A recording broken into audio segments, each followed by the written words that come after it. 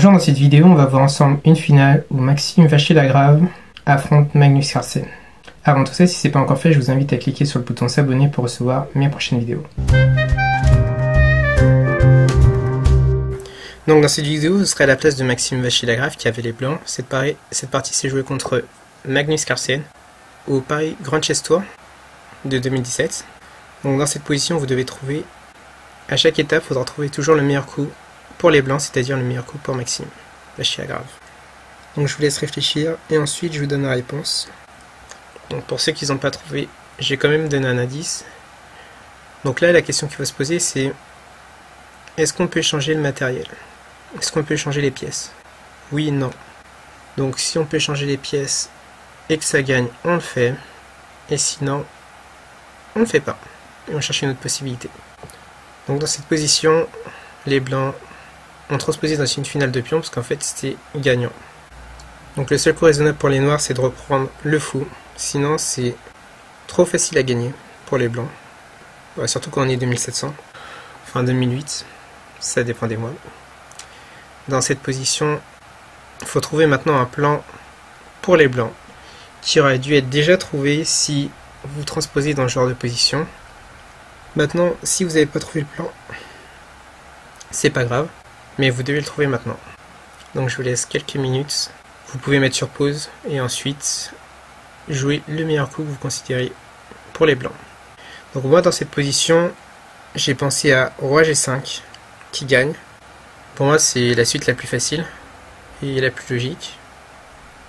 Mais il y avait une autre possibilité que Maxime Vachier-Lagrave a joué, qui est Roi F4. Si vous avez un plan quand vous jouez ce coup, c'est bon. Sinon, faut pas le jouer en fait, parce que ça nécessite d'être précis. Et l'idée justement avec Roi F4, c'est de créer un pion passé sur la colonne F et le transformer à dame. Mais en fait, ça joue à peu de temps près. Et je pense que la suite Roi G5 est plus facile à calculer. Donc je vais vous montrer ce qui s'est passé sur Roi G5, ce que moi j'avais vu et que j'ai noté. Donc Roi G5, après l'idée c'est de prendre le pion G6, donc Roi B5. Ok, il y a Roi D4 qui est possible.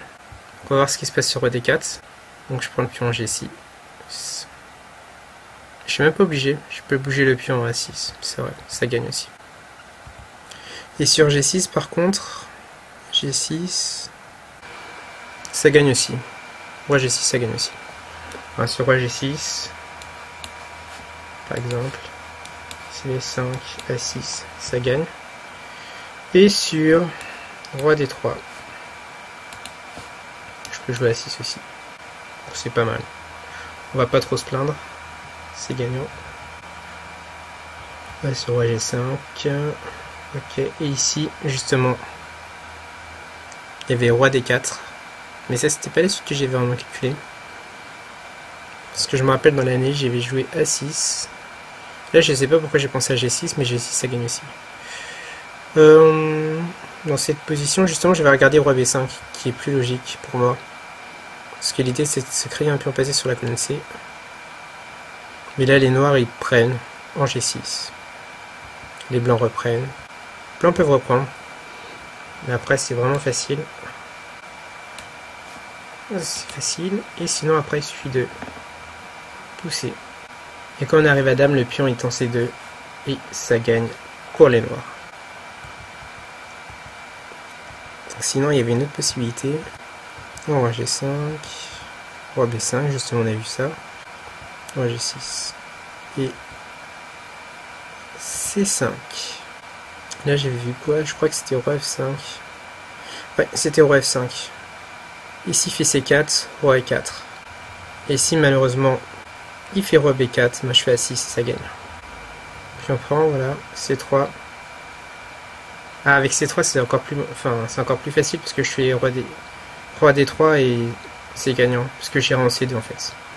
L'idée c'est Roi D3, C2 et ça gagne. Maintenant il y avait toujours la possibilité de faire Roi B4 qui gagne aussi. Simplement parce qu'on peut faire sur Roi B4 on peut faire A6. Ça gagne. Tac, tac, tac, tac, tac. Et ça c'est gagnant pour les blancs. Donc ce qui est bien dans la finale de pion, c'est justement alors, quand je joue ce coup-là, sur roi G5, qui est plus facile à calculer, je trouve. Ça gagne. Maintenant, on va voir la suite qui était au roi F4, ce qu'a joué Maxime Vachier-Lagrave. Et là, on voit la différence entre un fort joueur et un joueur amateur. En tout cas, moi, roi F4, j'y ai pas pensé. Et quand j'ai vu qu'il l'a joué, enfin, je connaissais le résultat, et je me suis dit comment il a fait pour gagner ça. En fait, le plan, il est simple. Si on trouve le bon plan. Moi, je l'avais pas trouvé. Parce qu'il y avait un coup qui m'avait échappé. Et je vous le dirai quand je vais vous montrer les variantes. Donc l'idée, voilà, dans cette position, donc on prend le pion E4. Logique. Pour se créer le pion passé en F. Sur la colonne F. Donc l'idée, c'est de prendre le pion E4. Faire disparaître le pion G6 sur la colonne G. Et pousser le pion F sur la case F8. Donc c'est les 3 étapes du plan. Première étape réalisée. Donc pour les noirs, le plan, c'est de se créer un pion passé sur la colonne. Enfin, c'est d'avancer leur pion passé au bon moment. Et si possible, en faisant disparaître le pion passé des blancs à 5. Donc c'est ce qu'ils vont essayer de faire. C'est fait. Pion disparu. Et là, on veut se créer le pion passé sur la colonne F, donc on joue F4. Ce qui était logique jusqu'à là. C5, on suit le plan. Et là, c'est un coup qui m'avait échappé. C'est pour ça que je trouvais que roi F4 était pas très bon. Je voyais pas pourquoi roi F4 était bon, mais si j'avais vu ce coup-là, et ben, j'aurais pensé que roi F4 était bon. Et ce coup, c'est H5. Voilà, c'est l'idée. Quand on joue roi F4, il faut voir ce coup-là. Et si c'est la pointe, et si on l'a vu, on peut jouer roi F4. Et je pense que Maxime Vachier-Lagrave, c'est même pas que je pense, c'est que je suis sûr, c'est qu'il avait vu ce coup-là. Même s'il restait très peu de secondes. Et il l'a joué dans la partie. Donc ce coup-là, voilà, les noirs essayent de compliquer la tâche des blancs. Donc c'était le seul coup raisonnable, c'était de prendre. Parce que si on prend pas en fait, par exemple, voilà, on voit la position, si on prend pas, ben je fais pion prend G6. Et c'est facilement gagnant pour les blancs. Donc voilà, maintenant on a notre pion passé sur la colonne F. Et il suffit plus de pousser. F5, et le pion ne peut pas être récupéré. Parce que là on peut voir un carré. Et le roi noir n'est pas dedans, donc il ne pourra pas récupérer le pion en fait.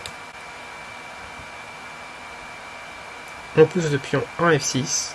Et s'il joue H3, on fait roi F3. Et on pourra stopper le pion H.